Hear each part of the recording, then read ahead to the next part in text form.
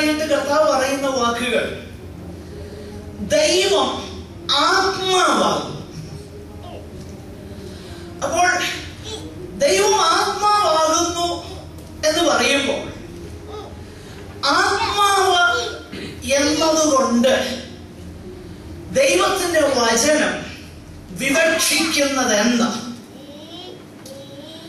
ഞാൻ പറഞ്ഞല്ലോ, എന്റെ വാക്കുകൾ പറയുന്നതിനേക്കാളും നല്ലത് ദൈവത്തിന്റെ വചനത്തിൽ പറഞ്ഞിരിക്കുന്ന വാക്കുകളാണ് ഒന്നുകൂടെ നമ്മുടെ ഹൃദയത്തിൽ പതിയുന്നത്.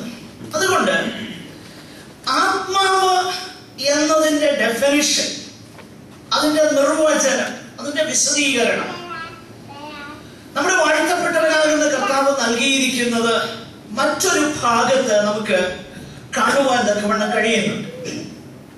ലൂക്കോസിന്റെ സുവിശേഷം 24-ാം അധ്യായം 39-ാമത്തെ വാക്യത്തിലാണ്. മലയാളം വേദപുസ്തകത്തിൽ അല്പം ആശയക്കുഴപ്പമുള്ള ഒരു പദപ്രയോഗം അവിടെ വെച്ചിരിക്കുന്നത്. ആ കോണ്ടെക്സ്റ്റ് നോക്കിയാൽ അങ്ങനെയൊക്കെ തോന്നുമെങ്കിൽ തന്നെയും അതിന്റെ ഒറിജിനൽ ലാംഗ്വേജിൽ, വിശേഷിച്ച് somebody got KJV or Luke's Gospel 24 and verse 39. ആരെങ്കിലും ഒരാൾ മലയാളത്തിൽ നിന്ന് വായിച്ചിട്ട് ഇംഗ്ലീഷിൽ ഒന്ന് വായിക്കാമെങ്കിൽ നന്നായിരിക്കും.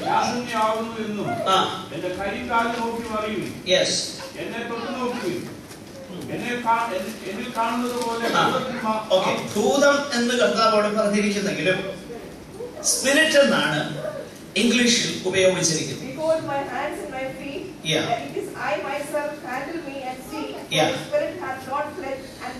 See, the definition the Lord gives for the Spirit is this, that the Spirit hath not flesh and bones.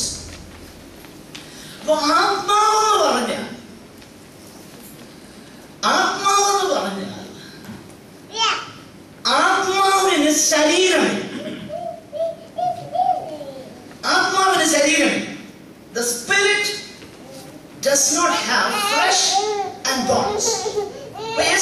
പറയുകയാണ്, ദൈവം ആത്മാവാകുന്നു എന്ന് പറയുമ്പോൾ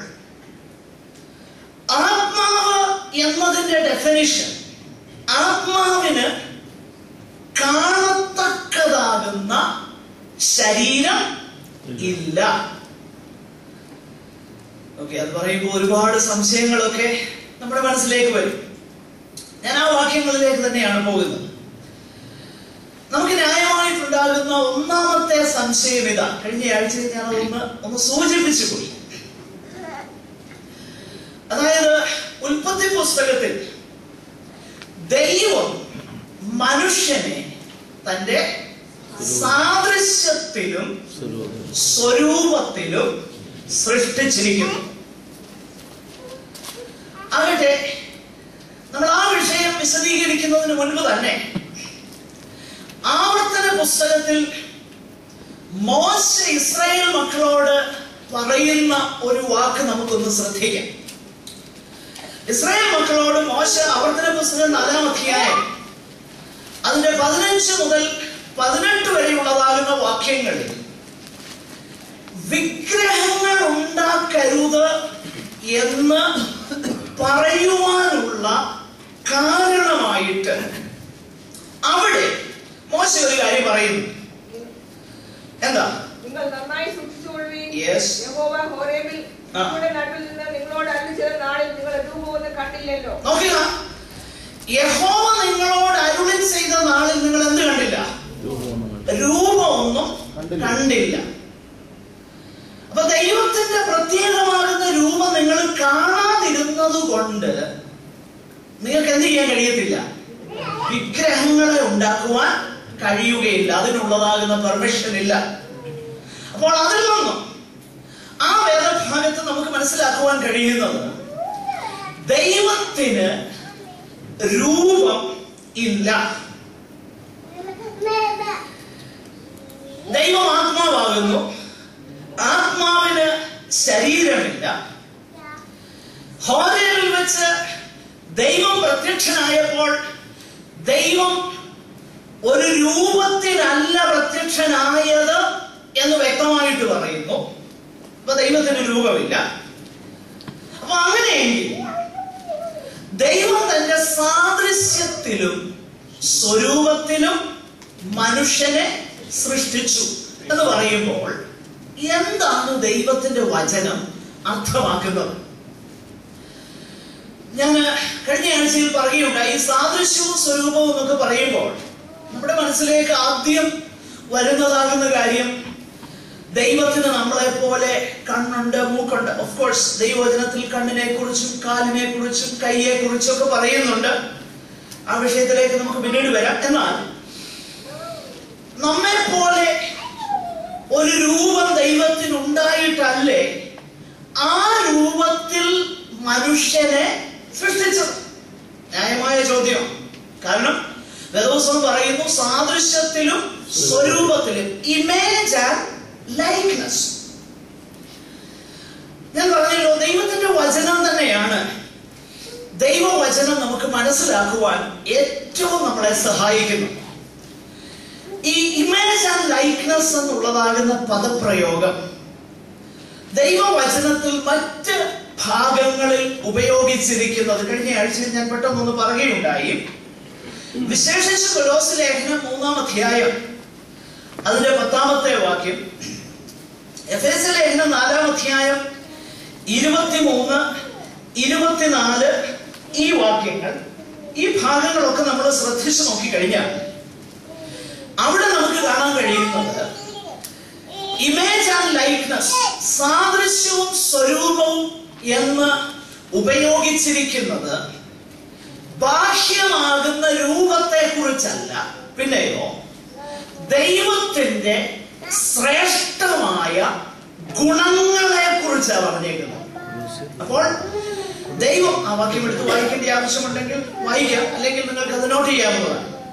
അപ്പൊ ദൈവം മനുഷ്യനെ തന്റെ സാദൃശ്യത്തിലും സ്വരൂപത്തിലും സൃഷ്ടിച്ചു എന്ന് ദൈവവചനം പറയുമ്പോൾ, ദൈവത്തിന് രൂപമില്ല എന്ന് ദൈവത്തിന്റെ വചനം പറയുമ്പോൾ, നാം നിശ്ചയമായിട്ടും ഈ വേദഭാഗങ്ങളുടെ അടിസ്ഥാനത്തിൽ മനസ്സിലാക്കേണ്ടത് ദൈവത്തിന്റെ സവിശേഷമാകുന്ന ഗുണങ്ങൾ ദൈവം മനുഷ്യന് തന്നു. ദൈവത്തിന്റെ ആട്രിബ്യൂട്ട്സ് എന്നൊക്കെ പറയുമ്പോൾ പ്രധാനമായിട്ട് 2 കാറ്റഗറിയിലാണ് ദൈവത്തിന്റെ ആട്രിബ്യൂട്ട്സ്, ദൈവത്തിന്റെ സ്വഭാവ ഗുണങ്ങളുള്ളത്. ഒന്ന് കമ്മ്യൂണിക്കബിൾ ആട്രിബ്യൂട്ട്സ് എന്ന് പറയും, മറ്റൊന്ന് ഇൻകമ്മ്യൂണിക്കബിൾ ആട്രിബ്യൂട്ട്സ്. ഇൻകമ്മ്യൂണിക്കബിൾ ആട്രിബ്യൂട്ട്സ് എന്ന് പറഞ്ഞാൽ അത് മനുഷ്യന് ദൈവം തരാതെ ഇരിക്കുന്ന ദൈവത്തിന്റെ ചില സ്വഭാവ സവിശേഷതകളുണ്ട്. ഉദാഹരണത്തിന്, ദൈവം സർവജ്ഞാനിയാണ്, മനുഷ്യൻ അതല്ല, സർവജ്ഞാനിയല്ല. ദൈവം സർവവ്യാപിയാണ്, ഓംനിപ്രസന്റ് ആണ്, എല്ലായിടത്തും ദൈവമുണ്ട്. ദൈവത്തിന്റെ സാന്നിധ്യം ഇല്ലാത്ത ഒരിടവുമില്ല. എന്നാൽ മനുഷ്യൻ സർവവ്യാപിയല്ല.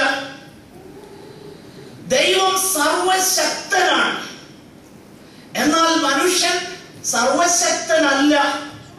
മനുഷ്യന്റെ കഴിവിനും ചിന്തകൾക്കും എല്ലാം പരിമിതികളും. അപ്പോൾ ദൈവം തന്റെ ചില സ്വഭാവ സവിശേഷതകളെ മനുഷ്യന് തന്നിട്ടില്ല. എന്നാൽ ദൈവത്തിന്റെ സ്നേഹം എന്ന സവിശേഷത ദൈവം മനുഷ്യന് തന്നു. ദൈവത്തിന്റെ നീതി എന്ന സവിശേഷത അത് ദൈവം മനുഷ്യന് തന്നു. ദൈവത്തിന്റെ ജ്ഞാനം, സർവജ്ഞാനമല്ല, അത് ദൈവം മനുഷ്യന് തന്നു. ദൈവത്തിന്റെ വിശുദ്ധി അത് മനുഷ്യനിലേക്ക് ദൈവം തന്നു. നോക്കില്ല, ഇങ്ങനെയുള്ളതാകുന്ന ഒരുപാട് ശ്രേഷ്ഠമാകുന്ന ഗുണങ്ങളെ ദൈവം മനുഷ്യന് തന്നു. അപ്പോൾ ആ സാദൃശ്യവും സ്വരൂപവുമാണ് ദൈവം മനുഷ്യനെ സ്വന്തം സാദൃശ്യത്തിലും സ്വരൂപത്തിലും